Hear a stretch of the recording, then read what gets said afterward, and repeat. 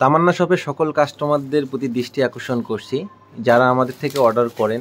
দেখেন, অর্ডার করার পর অনেকে ফোন রিসিভ করেন না, এটা খুবই দুঃখজনক। দেখেন কতগুলো পার্সেল আপনাদের কারণে রিটার্ন আসে। আপনারা হয়তো বা মনে করেন আমি তো একটা পার্সেল নিচ্ছি না, তাহলে সমস্যা কোথায়? এইখানে দেখেন, শুধু আপনার একটা না, এইরকম করে অনেক কাস্টমার আমাদের প্রতিদিন দেখা যায় যে কাস্টমার 150-200 পার্সেল প্রতিদিন যায়। তার মধ্যে থেকে এইরকম অনেকে কাস্টমার আছে যারা পার্সেল নেয় না।